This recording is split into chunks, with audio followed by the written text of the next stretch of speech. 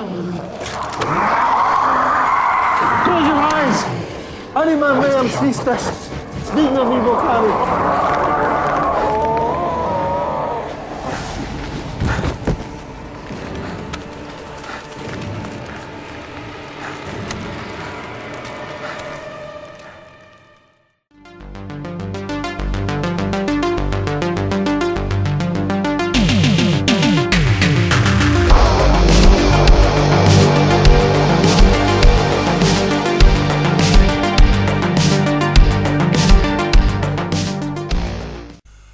Forsaken, a 2016 demonic possession movie, not to be confused with the 2015 Western movie that starred Kiefer Sutherland. Oh no, there's no decent actors anywhere near this movie.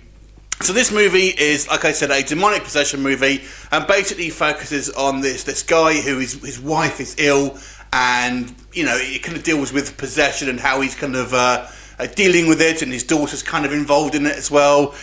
The reason why I'm being quite vague on this plot is because the plot here is nearly incomprehensible.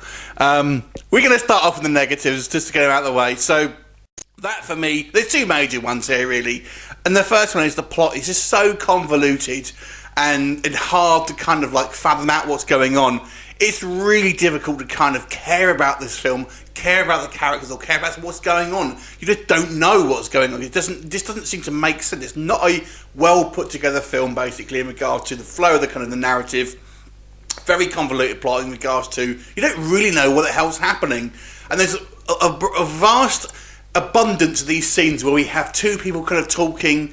They should have called it procrastinating the movie, when it's just two people chatting in kind of low voice, and they say some kind of cool sounding things, but it really doesn't go anywhere, doesn't really push the plot anywhere. It's just a bit of a shame. The other negative here is the acting. The acting is painfully bad in some cases.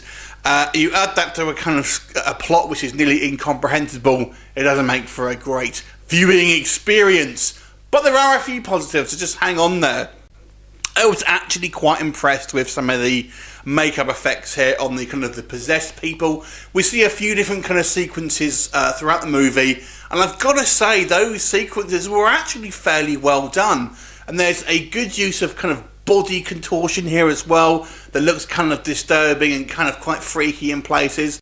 And there are a couple of instances where they've kind of used set design and the kind of the props and things like that to good effect to create some kind of like spooky sequences and kind of like quite kind of, I wouldn't call it scary because you're not invested in it, because so you can't really, it's not really scary because you don't really care about what's going on, but on the surface of it they look kind of quite good, which is unusual to see sort of relatively good effects and kind of like those sort of sequences being quite kind of well shot and kind of and quite exciting, just in a kind of a completely crappy narrative.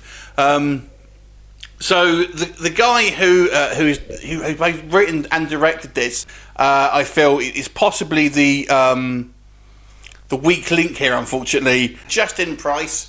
I'm sorry to say, I feel maybe the weak link here, because I feel both the direction here and the kind of the writing to begin with is on the weaker side. But there are some kind of good makeup effects and good sort of effects in general here. It's a bit of a shame because I feel because of that this could have had a bit more of a solid film if it had a bit more time, maybe a bit more thought behind it. Anyway, so overall, even though despite the fact that I feel there was some kind of good visual stuff on display here, the crux of it is just a boring, confusing story with crappy acting. So I have to give this movie just a 3.5 out of 10. Have you seen it? What did you think of it? Leave me comments, and I'll look forward to seeing you next time. Bye for now.